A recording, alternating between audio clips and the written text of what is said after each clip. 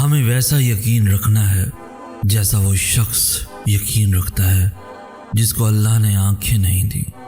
ہمیں ایسے اس کے منتخب کردہ راستوں پہ چلنا ہے جیسے وہ نابینا شخص چلتا ہے، جسے پتہ نہیں ہوتا کہ اس کے سامنے کیا ہے، لیکن پھر بھی وہ رکتا نہیں، یہ سوچ کر کہ میرا اللہ مجھے گرنے نہیں دے گا۔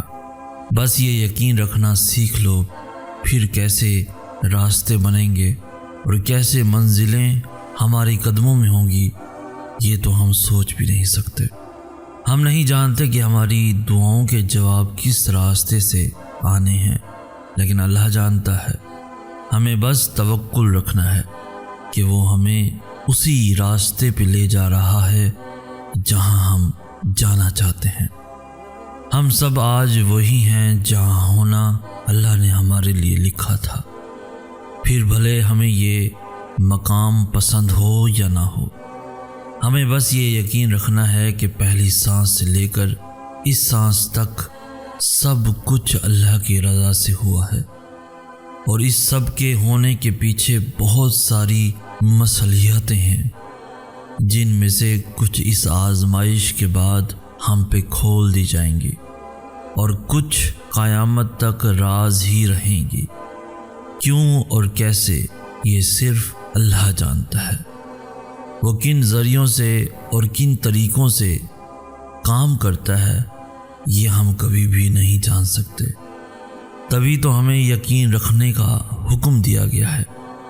ہمیں اللہ نظر نہیں آتا، لیکن ہم سب پھر بھی اس کے ہونے کی گواہی دیتے ہیں، اس کے موجود ہونے کی تسبیح کرتے ہیں، کیونکہ ہم اس سے پیار کرتے ہیں، اور اس کے ہونے پر یقین رکھنے سے وہ ہمیں ہر جگہ نظر آنے لگتا ہے، اس کی موجودگی سچ میں نظر آنے لگتی ہے۔ بالکل ایسے ہی ہمیں اس کے فیصلوں پہ یقین رکھنا ہے، لیکن اب کی بار یہ سوچ کر نہیں کہ ہم اس سے کتنا پیار کرتے ہیں، بلکہ یہ سوچ کر کہ وہ ہم سے کتنا پیار کرتا ہے۔ جب ہم یہ سوچ کر اس پہ یقین رکھنا شروع کر دیں گے تو وہ ہمارے یقین کو ہی ہماری حقیقت بنا دے گا۔ پھر جیسے اس کے ہونے کا احساس ہوتا ہے، ویسے ہی اس کے معجزوں کا احساس بھی ہونے لگے گا، اور ایسے چٹکیوں میں سب بدل جائے گا کہ پتہ بھی نہیں چلے گا۔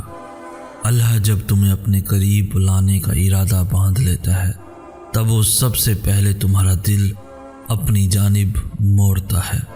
وہ تمہارے دل کو تب تک توڑتا ہے جب تک تمہارا دل اس سے جڑ نہیں جاتا، اور پھر جب تم ٹوٹ کر اس سے جڑ جاتے ہو تو وہ تمہیں ایسے سکون سے بھر دیتا ہے جو تمہاری روح کو ٹھنڈا کر دیتا ہے۔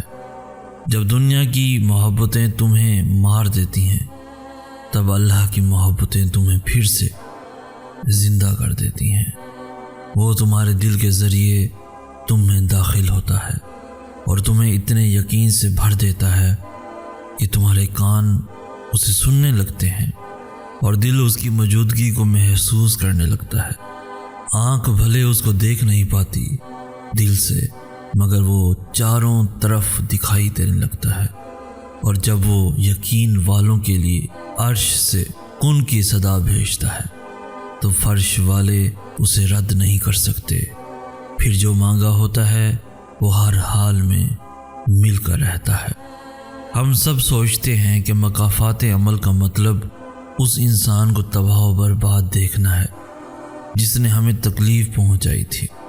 میں تمہیں بتاؤں کہ مکافات عمل کا کیا معنی ہے۔ مکافات عمل کا مطلب ہر اس چیز میں سکون ڈھونڈ لینا ہے جو اللہ نے تمہیں دی ہے، اور ہر اس شے کے چلے جانے پر دل کو مطمئن کر لینا ہے جو اللہ نے اس جانے والے کے بدلے میں عطا کی ہے۔ کسی کو تباہ و برباد دیکھنے سے کبھی سکون نہیں ملتا، سکون معاف کرنے سے ملتا ہے۔ سکون اس انسان کو بھلا کر زندگی جینے سے ملتا ہے جو اذیت کا ذریعہ تھا۔ سکون خود کو واپس ڈھونڈنے سے ملتا ہے، کیونکہ اللہ فرماتا ہے کہ ہم نے تم میں سے ہی لوگوں کو تمہارے لیے آزمائش بنایا ہے۔ تو کچھ لوگ صرف امتحان ہوتے ہیں ہمارا، ہمیں اللہ کے قریب کرنے کا وسیلہ ہوتے ہیں۔ تمہیں کسی کا سکون چھین لینے کی خواہش کرنے سے اپنا سکون واپس کبھی نہیں ملے گا۔ تمہیں اپنے آپ میں ہی اپنا سکون ڈھونڈنا پڑے گا۔ تمہیں شکر کرنے سے سکون حاصل ہوگا، تمہیں اعلیٰ ظرف رکھنے سے سکون ملے گا۔ یہی خاصیت ہے مکافات عمل کی کہ تم ان کے بغیر رہنا سیکھ جاتے ہو جو تمہاری زندگی ہوا کرتے تھے، اور وہ لوگ وہی کے وہی رکے رہتے ہیں جہاں وہ تمہیں چھوڑ کر گئے تھے۔ تو بہادر بنو، معاف کرنے والے بنو، اور یہ تمہیں ان کے لیے نہیں خود کے لیے کرنا ہے۔ تم جب کسی کو معاف کرتے ہو تو تم اپنے خود کے زخموں کو بھرتے ہو، وہ زخم جو تمہارے غلط انتخابات سے تمہیں ملے ہیں۔ تو بس اپنا دل صاف کر لو، پھر دیکھو کیسے تمہارے سارے راستے صاف ہوتے ہیں۔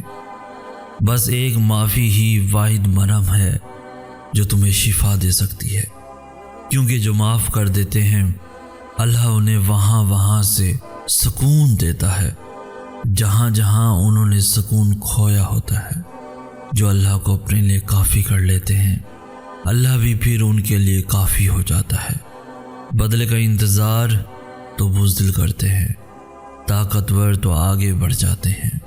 دوسروں کو تباہ و برباد دیکھنے کی خواہش رکھنے والے تو کم ظرف ہوتے ہیں، ظرف والے تو معاف کر کے بھول جاتے ہیں، کیونکہ وہ ان لوگوں سے زیادہ اللہ سے پیار کرتے ہیں، اور وہ جانتے ہیں کہ اللہ انہی سے محبت کرتا ہے جو نفرت نہیں کرتے۔ وہ جانتے ہیں کہ ہمارا اللہ رحمان ہے اور وہ رحم کرنے والوں کو ہی پسند کرتا ہے۔ جانتے ہو یہ کیسے پتہ چلتا ہے کہ اللہ تم سے محبت کرتا ہے؟ جب گناہ کے فوراً بعد تمہارا ندامت بھرا ضمیر تمہیں توبہ تک لے آئے، جب مایوسی کے بعد یکدم کوئی طاقتور سا معجزوں کا خیال تمہیں واپس اللہ تک کھینچ لائے، جب ہار کر گرنے ہی والے ہو کہ اچانک سے تمہارے ذہن میں تہجد کی ترکیب آ جائے، جب رفتہ رفتہ حالات اتنے خراب ہو جائیں کہ تمہارا بے نمازی دل تمہیں سجدوں تک گھسیٹ لائے، جب وقت سے پہلے ہی اللہ تمہاری دعاؤں کی حقیقت تم پہ کھول دے اور تم بچ جاؤ، جب سب کچھ تمہارے ہاتھ سے نکل جائے، صرف تم رہ جاؤ اور تمہارا اللہ رہ جائے، تو سمجھ لینا کہ اللہ تم سے پیار کرتا ہے۔ ہر وہ چیز، ہر وہ انسان جو تمہیں گھما پھرا کے واپس اللہ کے پاس لے آئے وہ اللہ کی محبت ہے۔ پھر بھلے ہی وہ چیز تمہیں ملے یا نہ ملے، کسی کا مل جانا بھی اللہ کی محبت ہے، اور کسی کا کھو جانا بھی آزمائش بھی نعمت ہے اور آسانیاں بھی۔ اللہ جسے جتنا آزماتا ہے اس سے اتنا ہی محبت کرتا ہے، کیونکہ وہ جس سے محبت کرتا ہے انہیں ہی ہمیشہ اپنے قریب رکھتا ہے۔